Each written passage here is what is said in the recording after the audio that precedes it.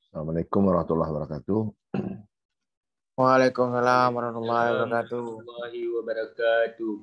Jadi sekalian kita lanjut kuliah kita.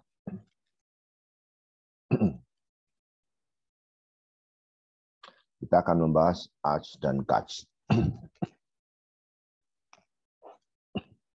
Nah, di sini kita lihat 4 pokok bahasan, yaitu arch, catch, kemudian beberapa turunan dari arch dan catch itu, dan nanti akan kita estimasi arch dan catch-nya.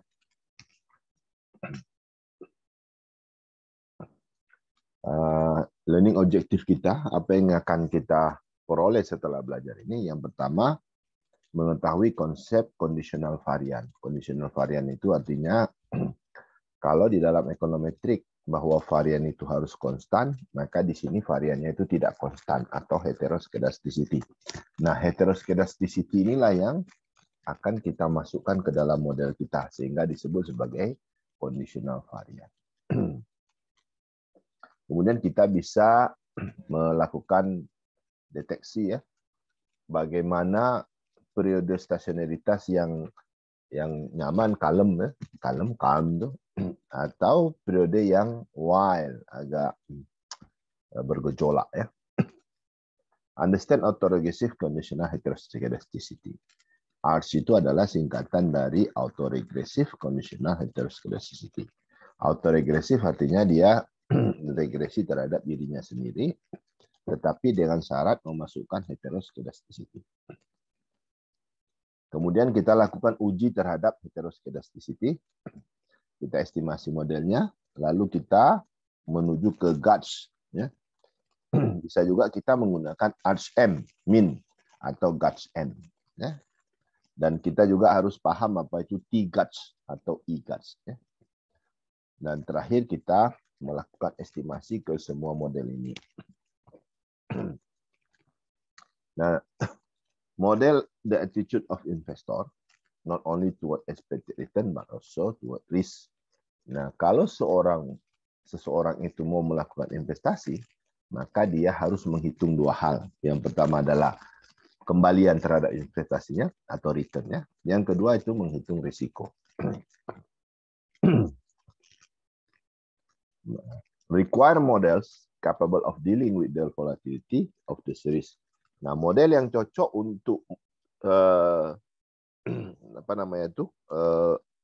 risiko dan return ini harus kita gunakan model ARCH. Nah, makanya model yang banyak digunakan di dalam saham itu adalah model ARCH ya.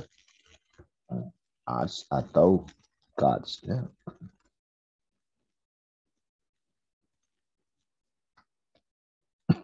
Conventional econometric analysis view variance of disturbance system as constant over time. Nah, di dalam econometric konvensional, semua data itu diasumsikan homoskedasticity atau variannya konstan.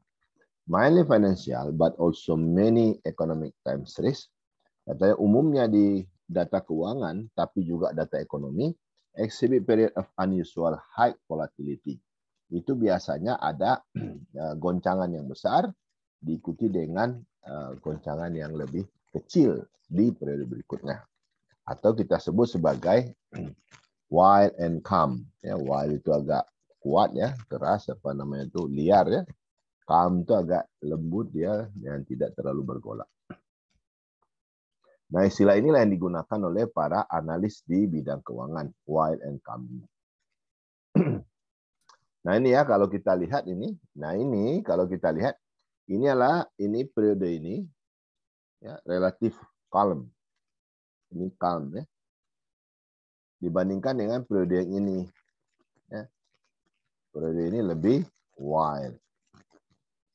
Nah, jadi kita bisa secara grafik bisa kita lihat bahwa kalau stasionaritasnya itu tidak terlalu bergejolak, seriesnya itu, maka kita sebut sebagai periode calm. Kalau dia bergejolak, dia periodenya wild. Nah, ini kita biasanya menggunakan istilah clustering. Ya.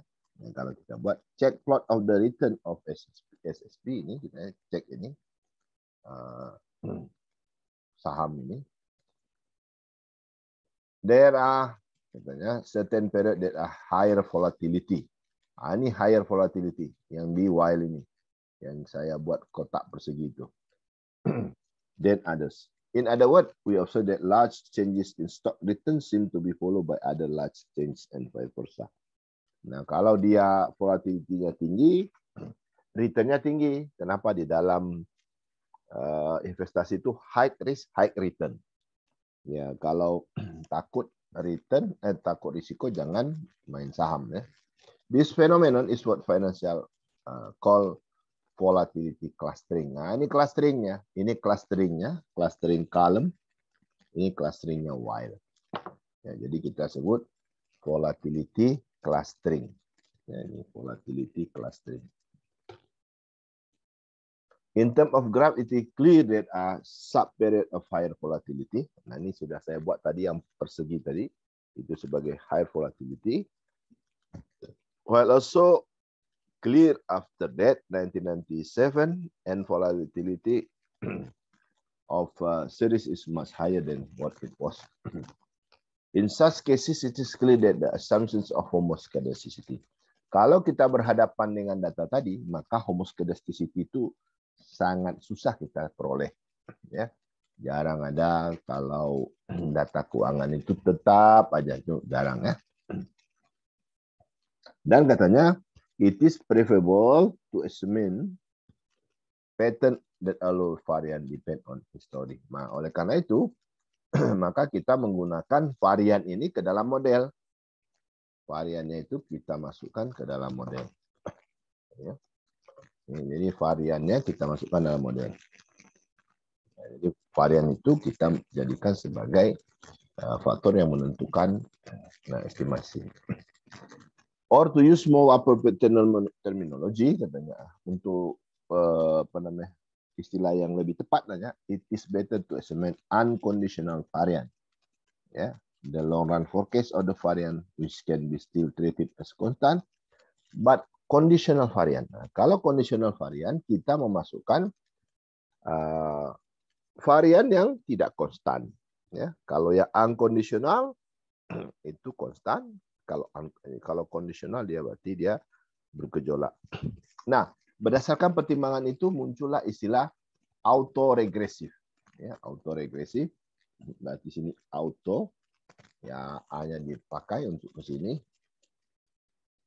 Regresif untuk R sini. Nah, ini kondisional. Kondisional juga heteroskedasticity. Nah, tidak istilah ARS itu autoregresif, conditional heteroskedasticity. Artinya heteroskedasticity kita masukkan ke dalam model kita sebagai bagian yang tidak terpisahkan. First as model presented by Engel 1982. Itu pertama itu Engel tahun 1982 yang mengemukakan istilah ARS ini. It suggests that the variance of the residual FMT depend on the square error term from the past periods. Varian tahun ini itu tidak terlepas dari kuadrat varian tahun sebelumnya atau periode sebelumnya. Engel simply suggests that it is better to simultaneous model the mean and variant of series when we suspect the conditional variant is constant. Kalau hasil uji kita dari OLS yang kita gunakan bahwa homoscedasticity tidak bisa terpenuhi, maka kita harus menggunakan ARS. Nah, ini adalah model yang kita gunakan. Nah, ini adalah mode standar ya dalam regresi. Ya. X itu adalah variabel bebas, Y adalah variabel tak bebas, dan seterusnya. Nah, di sini kita mengasumsikan bahwa mu ini atau residual itu bersifat IID.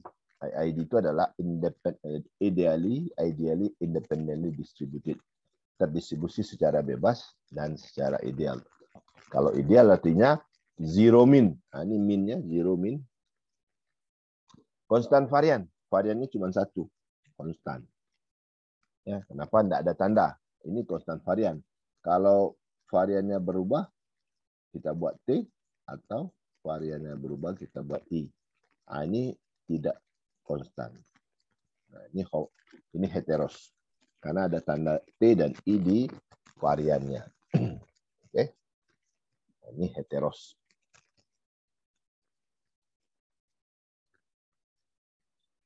Nah, kalau ini homos. Konstan varian.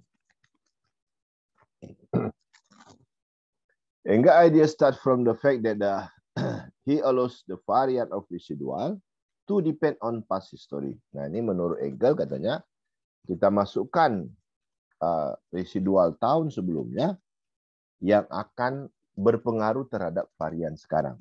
Ya. Nah, jadi katanya kita bisa menggunakan model yang heteroskedasticity. One way of allowing for this is to have the variant depend on one lag period of the square error term as follow. Nah, di sini variannya, sudah ada pakai T sini. Pakai T berarti dia tidak konstan. Itu tergantung dari residual kuadrat sebelumnya, T-1. Nah, jadi sini katanya ini arts pertama. Kenapa arts pertama? Karena di sini T-1. Kalau T-1 arts 1, kalau T-2 itu arts 2. Ya, kalau T-3 berarti arts-nya 3. Arts 1 model will simultaneously model mean and variant of series with the following specification. Nah, ini mean. Ini mean ya. Mean. Regresi itu adalah rata-rata ya. Mean. Nah, ini variannya. Nah, ya, jadinya first equation is called mean equation. Nah, ini tadi ya, mean equation. Ini ya, mean equation sesuai dengan kotak di atas. And the third, nah, katanya persamaan ketiga itu adalah variant equation. Ya, variant equation. Jadi ini mean, ini dia, ini adalah variant equation. Interpretation. Art1 model indicate that when a big shock occurs in period T-1, it is more likely that the value of mu T in absolute term because of the square will also be bigger. Nah, kalau pengaruhnya kemarin besar, akibatnya hari ini juga besar. Maksudnya. That is when mu T-1 is large or small of the variant next innovation is also large or small. Nah, kalau varian hari ini kecil, maka varian besok kecil, dan seterusnya. The coefficient of gamma 1 has to be positive for positive variant. Nah, gamma itu nilainya positif karena variannya positif. Kenapa varian positif? Karena dia dikuadratkan. Ini AS2. Nah, ini tidak perlu saya jelaskan ya, karena di sini ada T-2. Ini AS3, T-3. Ini arts Q karena T-Q. Nah, ini dia modelnya ya. Berapa model yang cocok sama kita? Tergantung hasil estimasi nanti. Kalau dia signifikan T-1, berarti kita arts 1. Kalau signifikan T-2, berarti arts-nya 2 dan seterusnya. Testing for arts effect. Key idea is that variant of mu T depend on size of square error term lags 1 period for the first order model. Nah, katanya varian sekarang itu sangat tergantung dari residual kuadrat sebelumnya. Dan ini model ini bisa dijadikan model min 1, min 2, dan seterusnya. Caranya, pertama, kita run OLS, dapatkan residual. Kemudian regres residual itu ya, dengan kuadratnya, kuadrat lagnya.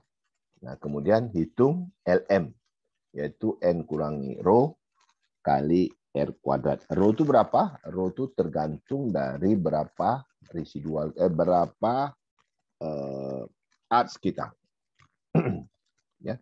Jadi kalau LM itu lebih besar dari chi-square kritikal, maka H0 ditolak. Guts model. One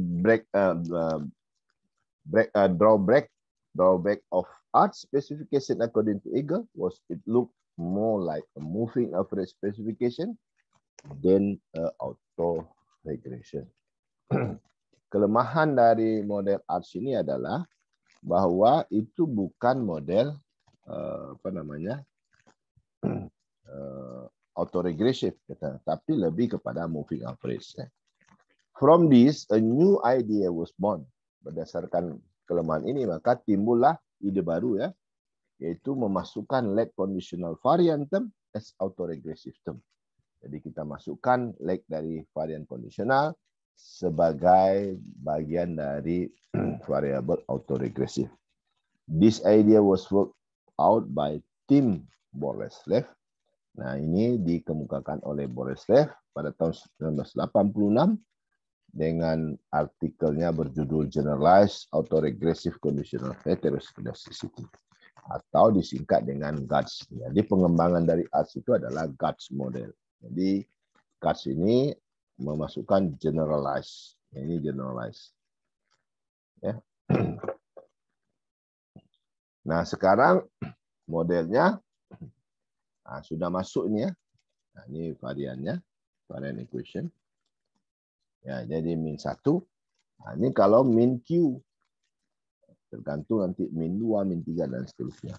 Bisa saja ARCH-nya 1, GATS-nya 2, atau ARCH-nya 2, GATS-nya 1, dan seterusnya.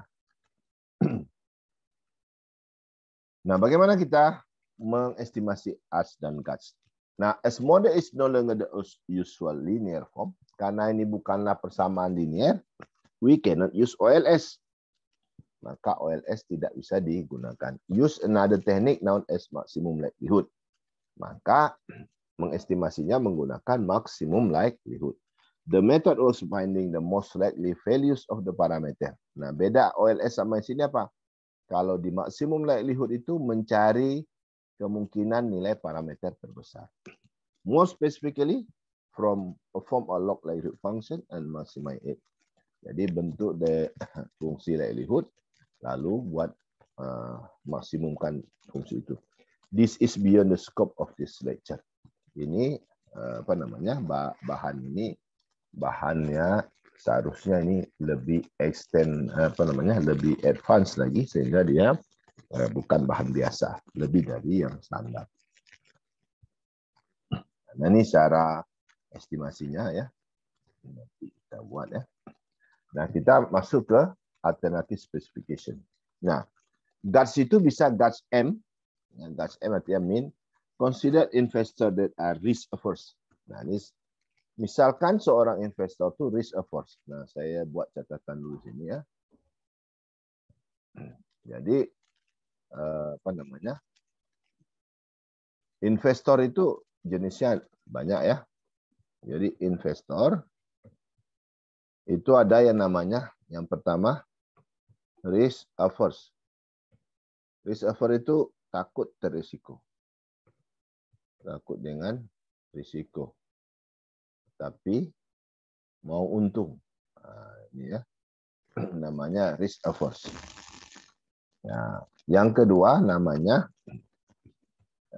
risk netral. Netral ini, ya, ada atau tidak risiko, ya, tetap invest. Ya, jadi tidak peduli dia ada tidak ada risiko, dia tetap investasi. Nah, ini namanya risk netral.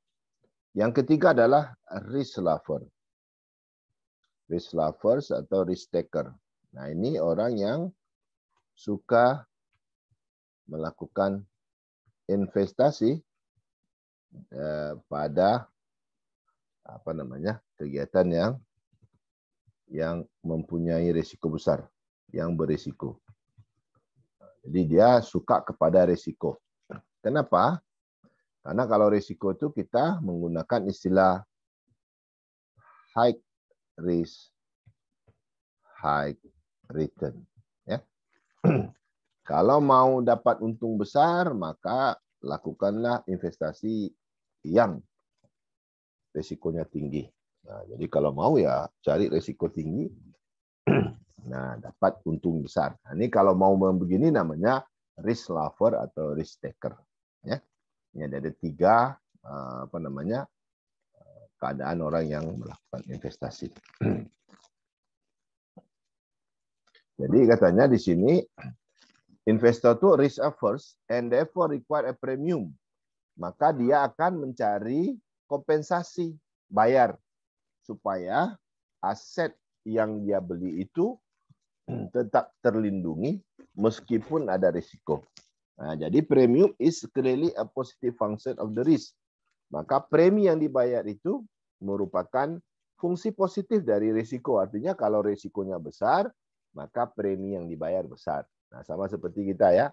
Naik sepeda motor, preminya lebih rendah daripada naik mobil. Naik mobil, risikonya lebih rendah daripada naik pesawat. Ya, kenapa? Higher risk should carry higher premium. Ya, kalau risiko makin besar, maka premi yang dibayar juga makin besar. If this risk is captured by volatility, jika risiko ini bisa diwakili oleh volatility atau conditional variant, then conditional variant might enter the conditional mean functions of YT. Maka oleh karena itu kondisional rata-rata varian ini masuk ke dalam modelnya. Itu kalau kita melihat risikonya. Nah, ini adalah mean. Nah, kalau kita lihat di sini tadi, ini variannya. Ini tadi kalau di sini kuadrat ya. Ini kuadrat tadi. Ya, nah, ini sekarang mean akarnya. Nah, ini dia. Ya. Nah, tadi itu bedanya ya. Kalau tadi itu variannya, ini sekarang mean-nya. Ya, atau pangkat setengah. Pangkat setengah itu sama ya, sama dengan akar. Ya. Nah, ini kita buat pangkat setengah. Ini dia pangkat setengah. Oke. Threshold guard. Nah, threshold guard itu major restriction of as and guards. Specification above is the asymmetric. Nah, asumsi pada as dan guards itu adalah simetrik. Simetrik itu artinya informasi dari kedua belah pihak sama sempurnanya. By this, we mean that what matter is only the absolute value of innovations. Kalau kita melihat kepada ini, kita hanya melihat nilai absolutnya, ya, not its sign, tapi tidak melihat tandanya, karena tanda itu bisa memberikan sinyal negatif atau positif. Therefore, in Arts-Gas model, karena itu, kalau kita menggunakan Arts dan Gas, big positive shock will have exactly the same effect. Katanya, kalau dia positif atau negatif, dampaknya sama aja. Kenapa? Karena negatif dikuadratkan jadi positif juga. Nah, itu maksudnya. Jadi tidak terlihat dia mana efek negatif, mana efek positif. However, for equities, it has been observed that, nah, katanya kalau ekuitas sudah ada penelitiannya, negatif shock atau bad news itu mempunyai dampak yang lebih besar dibandingkan dengan good news. Nah, jadi walaupun sama besarannya, tapi dampaknya itu beda. Good news dampaknya lebih kecil daripada bad news. Touch model adds a multiplicative dummy variable. Nah, touch atau guts ini kita masukkan dummy sini ya ke dalam modelnya. Ya, to check whether there is a statistically significant difference when shock are negative. Ini mau melihat apakah ada efek negatif atau tidak dalam model yang kita gunakan. Jadi kita pakai dummy. Nah, ini ada T-guts ya, T-gutsnya. Nah, sini dummy-nya ini. Ini dummy-nya. Dummy-nya apa? Kalau residuannya lebih kecil dari 0 atau negatif, maka nilainya 1. Ya, kalau dia lebih besar dari 0, nilainya 0. Nah, ini kita lihat. Good news and bad news. Nah, jadi ada dua ya, good news and bad news have a different impact. Bahwa good news dan bad news itu punya dampak yang berbeda. Good news has impact gamma. Nah, ini gamma ini good news. Jadi kalau ini signifikan, berarti dia punya pengaruh. Good news. While bad news, Nah, kalau bad news itu gamma ditambah theta. Nah, ini gamma tambah theta yang ini. Nah, itu namanya bad news. Nah, jadi kalau tetanya signifikan, berarti ada bad news. Tapi kalau dia tidak signifikan, hanya ada good news. Nah, kemudian kalau tetanya tadi signifikan dan nilainya positif, berarti nilainya adalah asimetri. Asimetri artinya satu pihak mengetahui lebih banyak daripada pihak lain. Nah, kalau di dalam saham misalnya terjadi insider trading, ya, orang dalam perusahaan itu membeli saham yang berasal dari perusahaannya sendiri karena dia mempunyai informasi yang lengkap dibandingkan dengan investor lain. Nah, itu kalau ada tetanya lebih besar dari 0. Tapi kalau tetanya sama dengan 0, artinya tidak signifikan, itu bersifat simetri. Artinya, baik investor maupun orang dalam itu mempunyai informasi yang sama tentang saham itu. Nah, ini tentang DGATS. Ya. Oke, adik-adik semua sudah paham secara teoritis? Kalau sudah paham, kita lanjutkan dengan cara kita mengestimasi. Ada pertanyaan?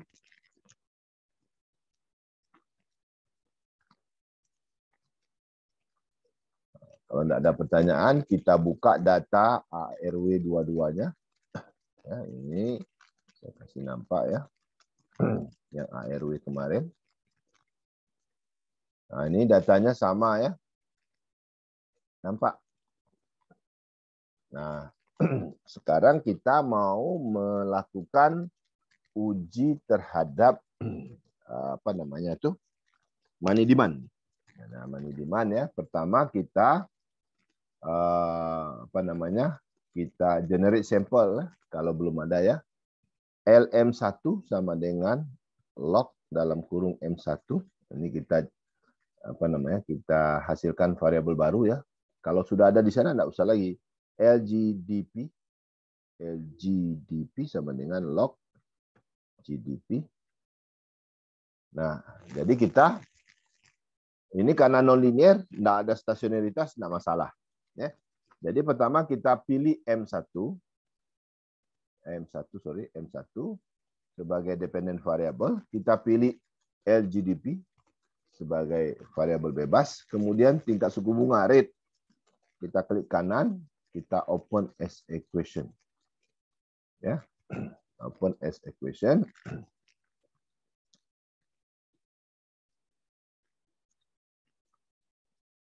Open as equation. Nah, udah nampak nih sini. Nah, di sini pertama kita run OLS dulu ya. Kita run OLS. Nah, ini sini OLS, linear least square. Setelah kita run OLS, nah ini kita dapatkan. Kita dapatkan secara teori bahwa pendapatan itu positif, hasilnya juga positif, artinya dia signifikan secara teori. Dan secara statistik juga probability-nya di bawah 0,05.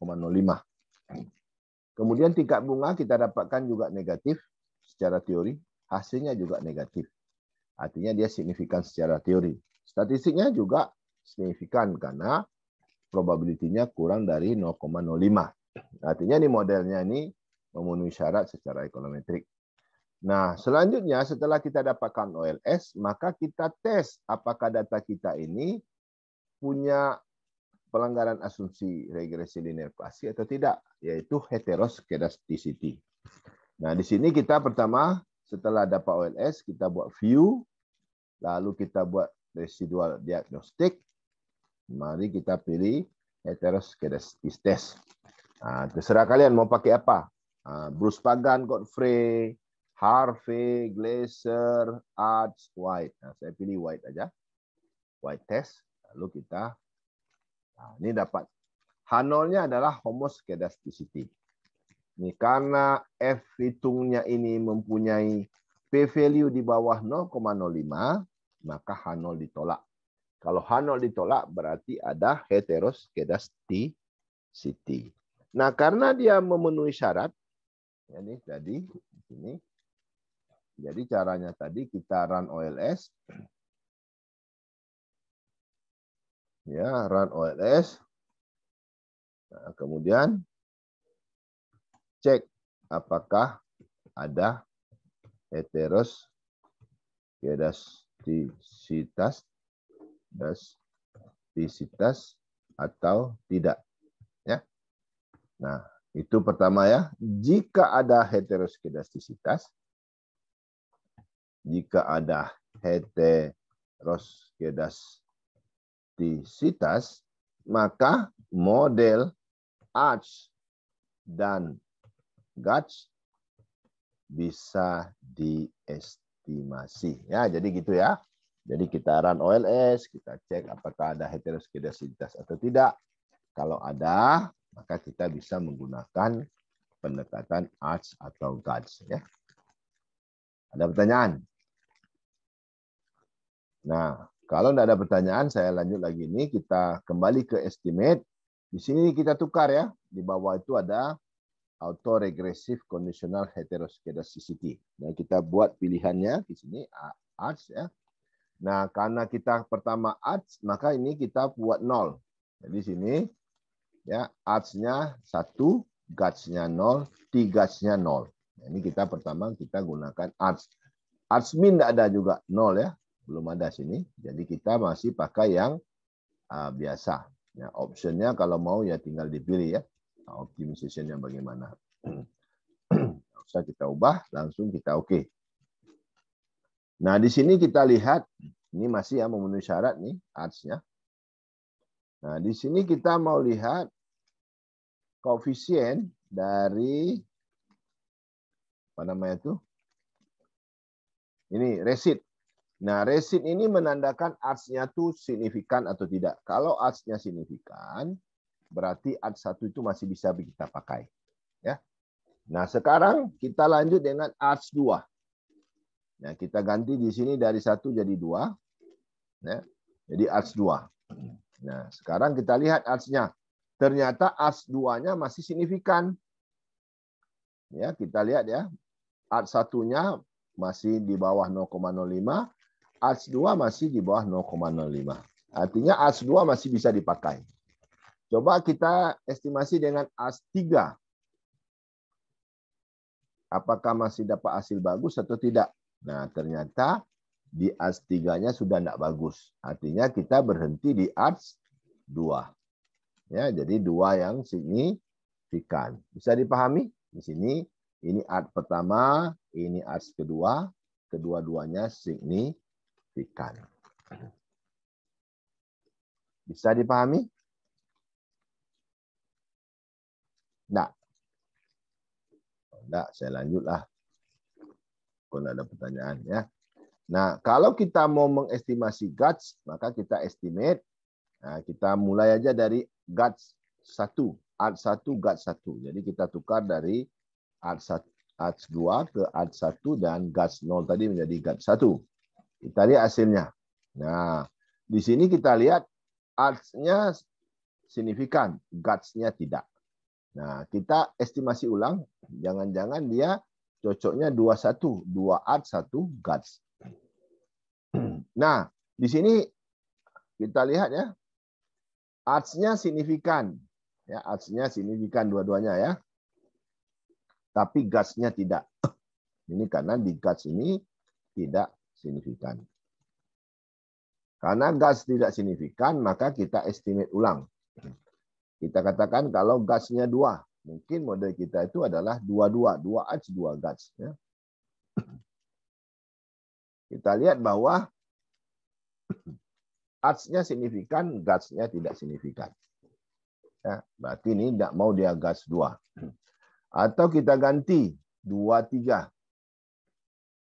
Kita lihat 2-3. Nah, ternyata ARCH 1 signifikan, ARCH 2 tidak, GATS-nya 1 pun tidak ada signifikan. Coba kita ganti 1-3.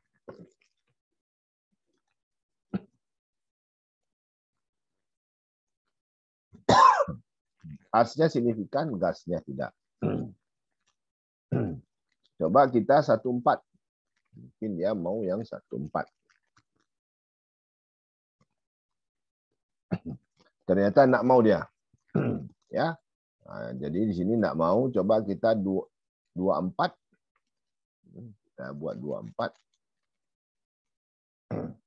24 ternyata tak satu pun yang bagus. Atau kita buat 15.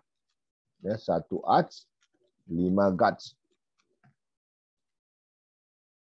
Ya. Arts-nya justru tidak signifikan, guts-nya tidak signifikan. Nah, kalau kita berdasarkan model ini, dia tidak mau ya. Ya, berarti kita katakanlah sini tadi 2 ya. Sini kita coba 1. Nah, sekarang kita coba pakai arts min. Nah, min-nya tuh mau apa? Standar deviasi. Nah, mungkin ya lebih bagus ya. Oh, near singular. Nah, mau dia. Near singular artinya ada variabel yang sama. Jadi nak mau dia near singular ya. Coba kita pakai arts varian. Min-nya varian. Nak mau juga singular. Coba kita pakai log varian. Nak mau dia. Berarti dia nak mau pakai arts min. Berarti model kita ini terbatas pada arts 2, guts-nya 0. Dia yang mau dia 20. Ya. Oh, sorry, ini kita nak tukar tadi non tadi ya. Ya. Oke. Ini dia 20 yang mau dia ya. 20. Nah, sekarang coba kita buat threshold. Threshold ini kita buat di sini 1. Ya, mungkin ya threshold-nya mau dia. Threshold. Nah, di sini threshold-nya kita lihat tidak signifikan ya. Tapi arts-nya signifikan. Nah, coba kita buat 21 ya. Kita buat ini 21 sini. 211. Nah, 211 bagaimana hasilnya? Arts-nya signifikan, ini tidak signifikan, nah ini juga tidak signifikan. Ya, berarti ini kita kembali ke coba kita 111.